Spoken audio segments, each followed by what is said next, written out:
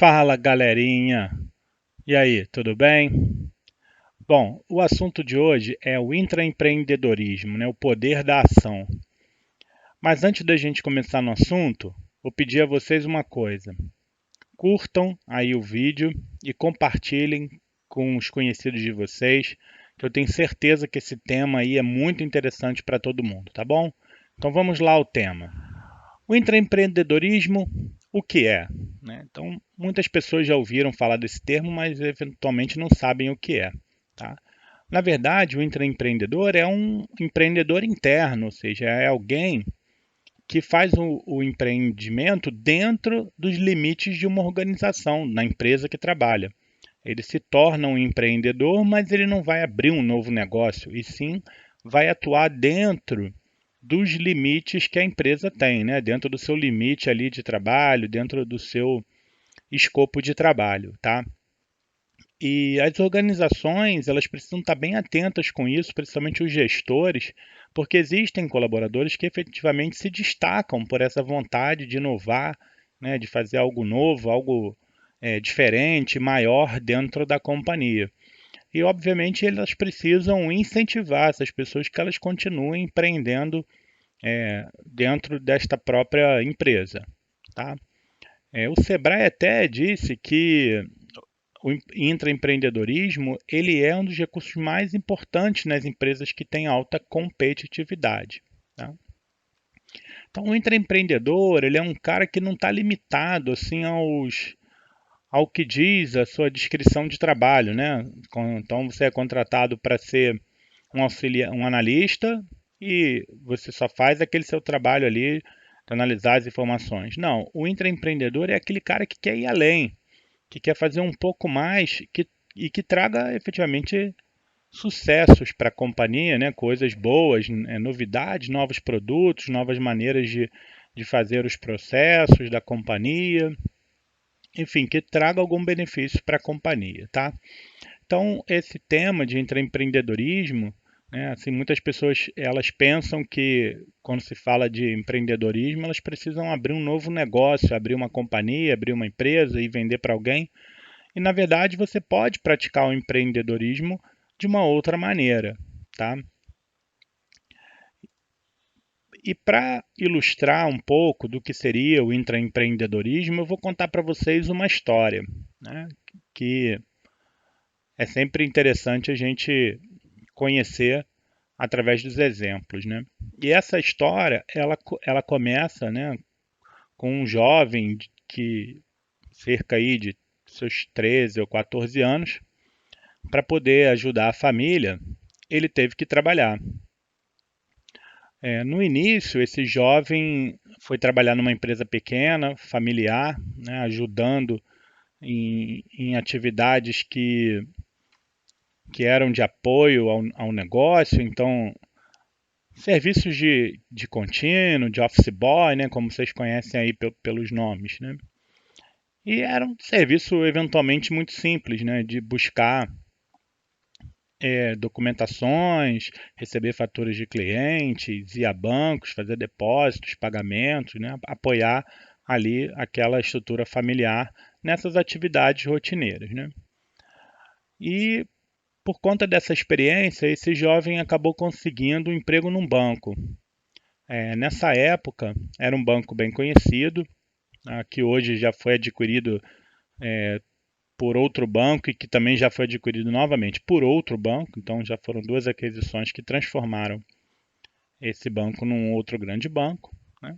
Mas a essa época, esse jovem foi contratado como funções bancárias de contínuo, né? Era o nome que se dava a essa atividade dentro dos bancos, né? No segmento bancário, esse jovem foi contratado para ser um contínuo.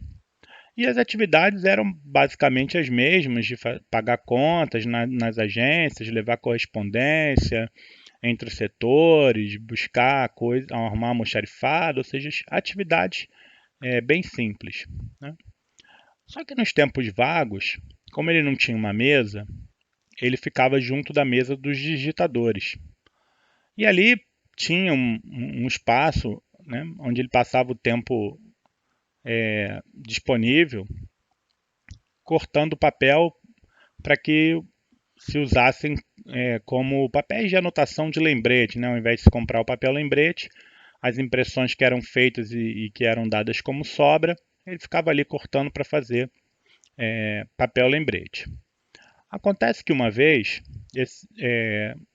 um dos digitadores ele faltou, não, não pôde estar no trabalho e havia uma entrega importante para ser feita de digitação naquele dia, né? Foi uma ausência justificada, esse digitador ficou doente e eram dois digitadores, uma pessoa começou a trabalhar, mas não dava conta de fazer sozinho.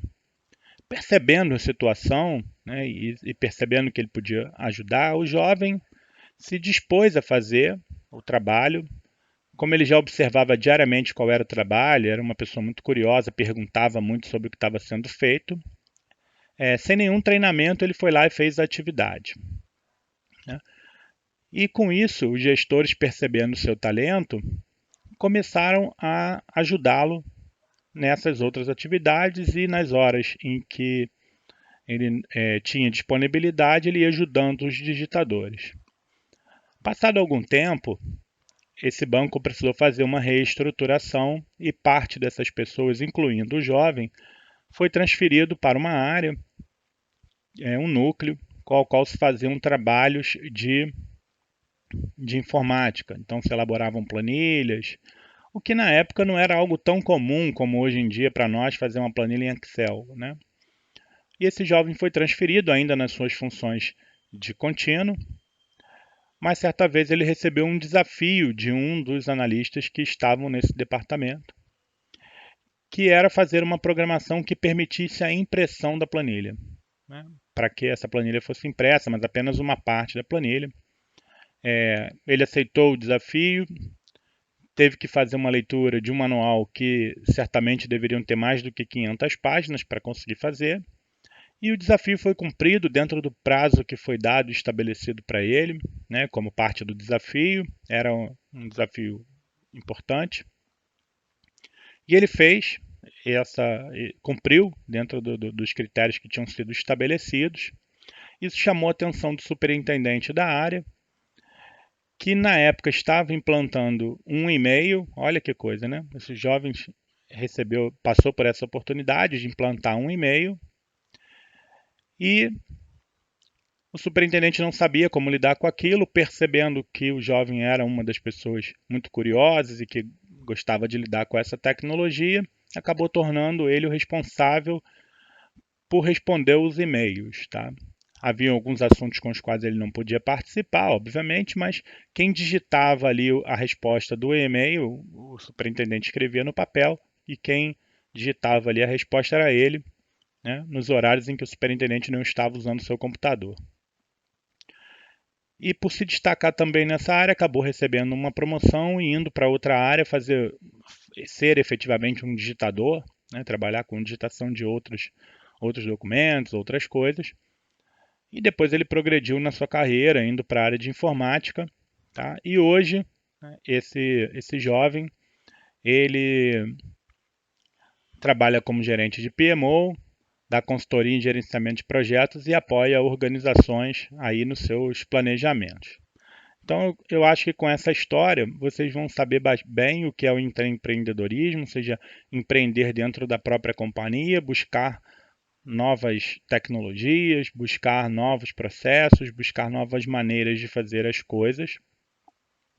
E eu espero que vocês tenham gostado da história e que utilizem essa história aí como um exemplo de vida para vocês, tá bom, galerinha?